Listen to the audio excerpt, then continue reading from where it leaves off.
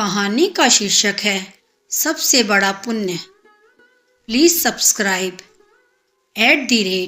@सीमा मुदगिल। सबसे बड़ा पुण्य। एक राजा बहुत बड़ा प्रजापालक था। हमेशा प्रजा के हित में प्रयत्नशील रहता था।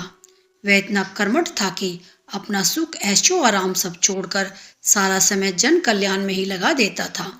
यहाँ तक कि जो मोक्ष का साधन है अर्थात भगवत भजन, उसके लिए भी वह समय नहीं निकाल पाता था। एक सुबह राजा वन की तरफ भ्रमण करने के लिए जा रहा था कि उसे एक देव के दर्शन हुए।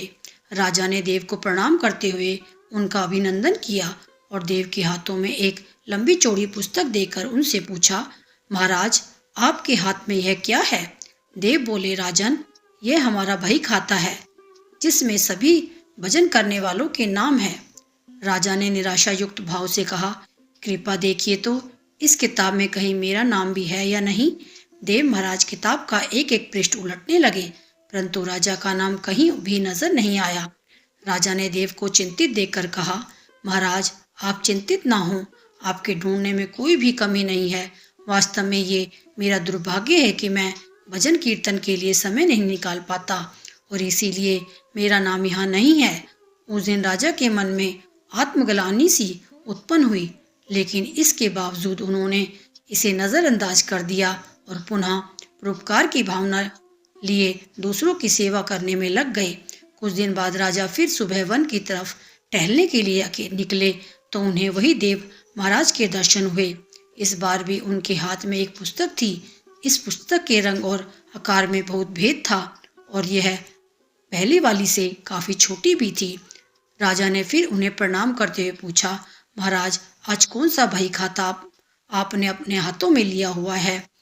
देव ने कहा, राजन, आज के बही खाते में उन लोगों का नाम लिखा है जो ईश्वर को सबसे अधिक प्रिय हैं। राजा ने कहा, कितने भाग्यशाली होंगे वो लोग। निश्चित ही वे दिन रात भगवत भजन में लीन रहते होंगे। क्या इस पुस्तक में कोई मेरे राज्य का भी नागरिक है? देव महाराज ने बही खाता खोला और ये क्या, पहले पन्ने पर पहला नाम राजा का ही था। राजा ने आश्चर्यचकित होकर पूछा, महाराज, मेरा नाम इसमें कैसे लिखा हुआ है? मैं तो मंदिर भी कभी कभार ही जाता हूँ। देव ने कहा, राजन, इसमें आश्चर्य की क्या बात है? जो लोग निष्काम होकर संसार की सेवा करते हैं, जो लोग संसार के उपकार में अपना जीवन अर्पण करते हैं, जो लोग मुक्ति का लोभ भी त्याग कर प्रभु के निर्बल संतानों की सेवा सहायता में अपना योगदान देते हैं, उन त्यागी महापुरुषों का भजन स्वयं ईश्वर करता है। हे राजन, तू मत पछता कि तू पूजा पाठ नहीं करता, लोगों की सेवा कर। तू असल में भगवान की ही पूजा करता है। परोपकार और निस्वार्थ लोक सेवा किसी भी उपासना से बढ़कर है। देव ने वेदों का उदाहरण देते हुए कहा, कर्म करते हुए 100 वर्ष जीने की इच्छा करो तो कर्म बंधन में लिप्त हो जाओगे। राजन, भगवान दीन दयालु है, उन्हें खुशामद नहीं भाती बल्कि आचरण भाता है। सच्ची भक्ति तो यही है कि परोपकार करो, दीन बंधुओं का हित साधन करो।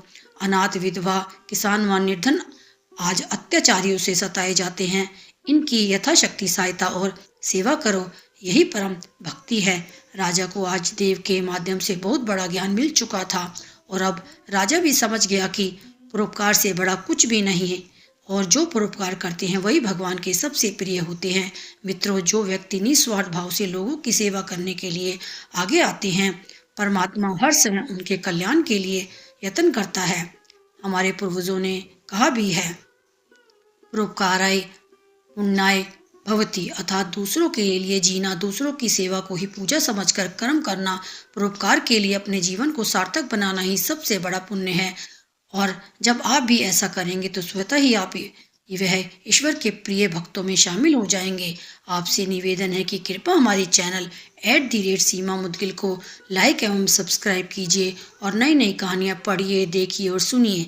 यह कहानियाँ जो कि उदाहरण के रूप में हैं, यदि आप अपने बच्चों को और समाज में सुनाते हैं तो निश्चित ही सभी का बेहतर चित्त एवं चरित्र निर्माण होगा।